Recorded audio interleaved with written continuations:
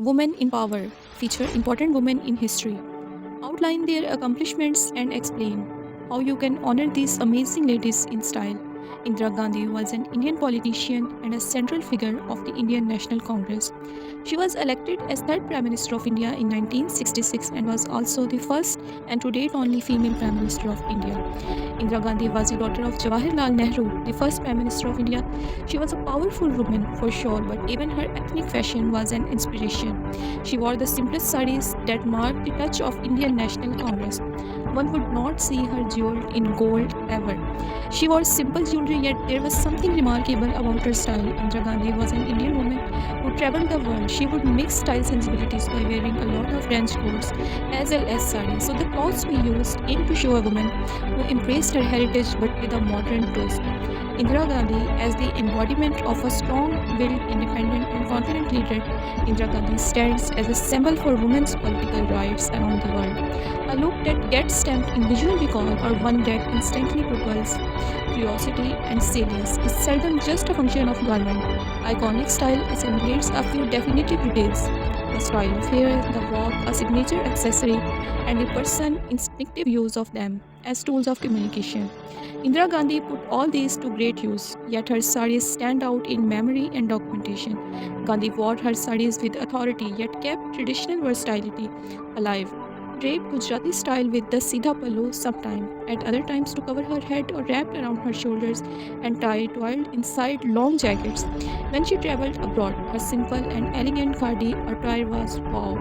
Indira Gandhi, the first lady Prime Minister of India, was not only a decision maker, but she also inspired many women with her fashion. Indira Gandhi was one of the beautiful women at that time, and she knew how to dress with what hairstyle with simplicity, and she was very particular about her look.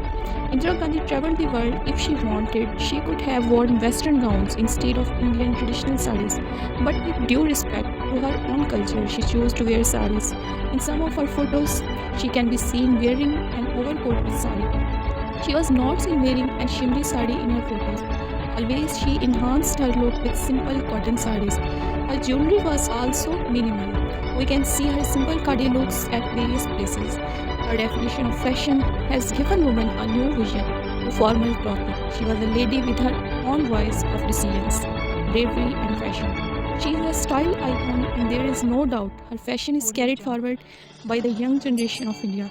She wore khadi sarees with softer silk or georgette border, with encouraged khadi weavers and others for wearing Swadeshi cloths.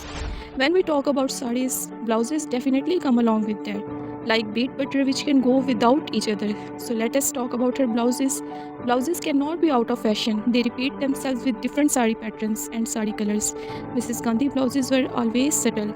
The backs were as high as her nape, sleeves were always till her elbow, and waists offered no peaks. She has created a royal look with this. Her sarees were always hand-woven and neatly pressed. She also draped her pallu over her head sometime, and which was followed now by many politicians in India.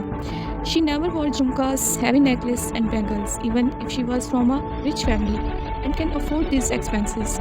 Still, she never did too much in jewelry.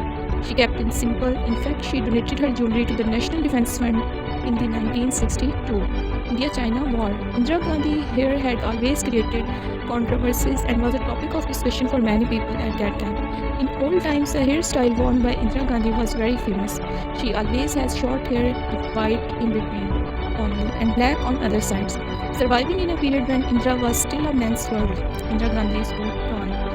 Her brilliance and progress made her the leader that India truly misses today. No wonder people still call her the woman of the millennium. She was indeed a woman who can be called strong and soft at the same time. A radiant woman, a great leader, and an epitome of kindness and generosity. Indira Gandhi is what the modern world calls a balanced woman.